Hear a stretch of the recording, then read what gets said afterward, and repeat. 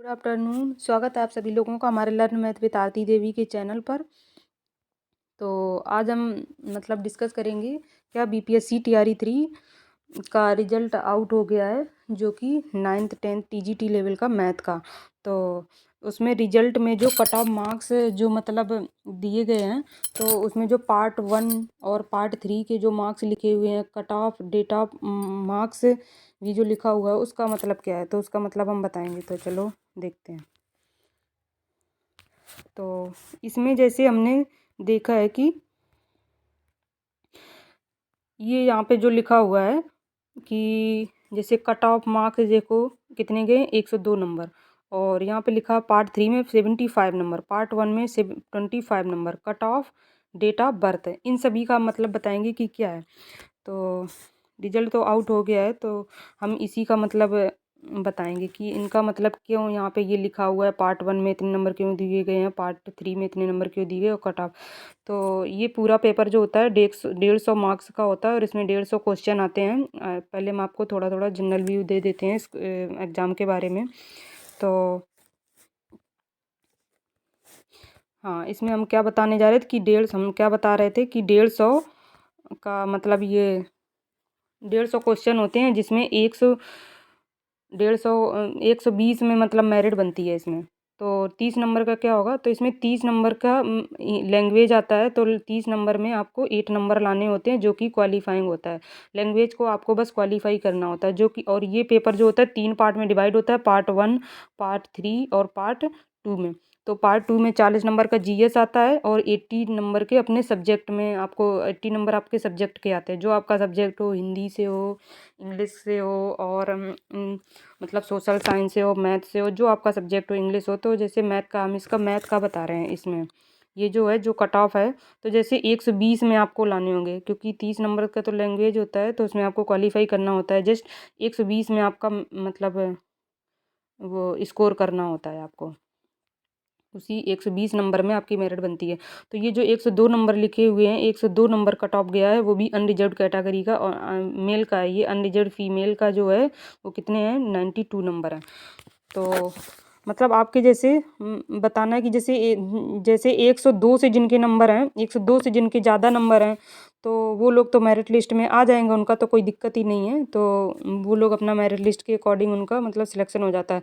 तो यहाँ पे जो ये मतलब कट ऑफ दिया गया, पार्ट 1 पार्ट 3 और cut off date of birth जो दिया गया, तो इसमें जैसे एक सीट यहाँ से भी अब जैसे यहाँ पे कुछ लोगों के नंबर जैसे टाई कर रहे हैं, तो इन नंबरों की वजह से ही, जैसे बहुत लोगों के नंबर, जैसे 100 लोग हैं, 100 लोग में 100 लोगों के नंबर जैसे 102 आ गए, तो अब उसमें सीट एक ही बुक करनी है, क्योंकि 100 लोगों में एक लोगों को आपको लेना है, तो आप कैसे लेंगे, तो ये इसी के अकॉर्डिंग डिसाइड होगा।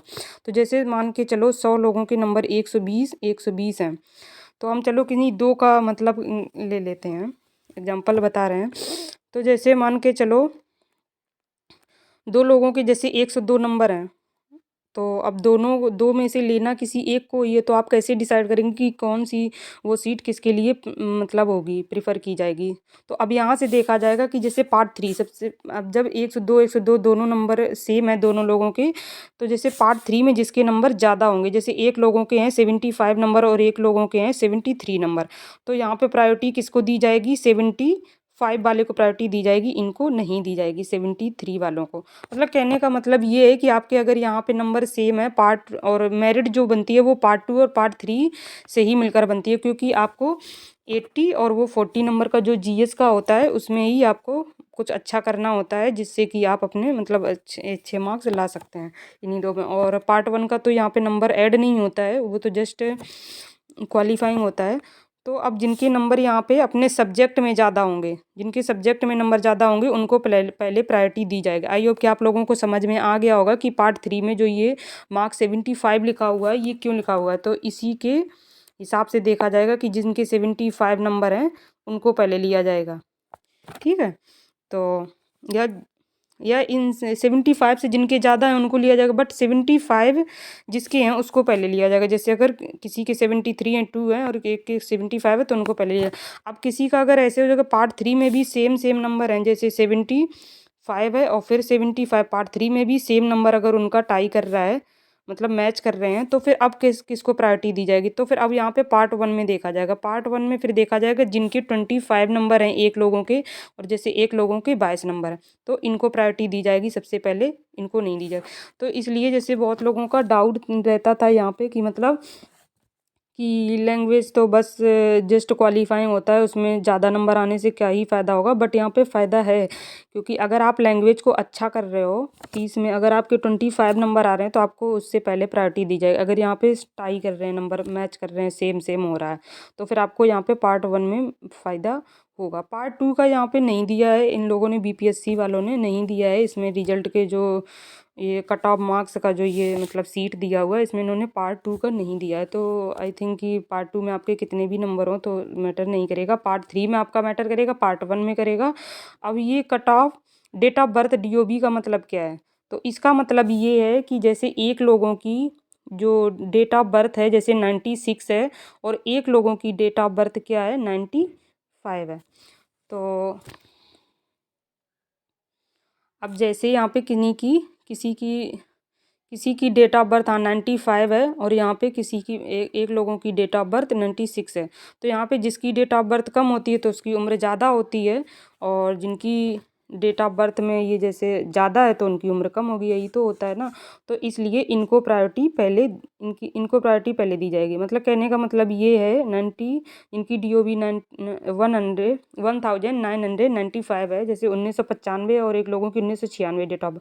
तो 1995 वाले जिनकी डेट ऑफ बर्थ है वो ज़्यादा उम्र के होंगे, और ये जो 1996 जिनकी डेट ऑफ बर्थ है वो उनकी उम्र छोटी होगी, तो सबसे पहले इनको प्रायोरिटी दी जाएगी।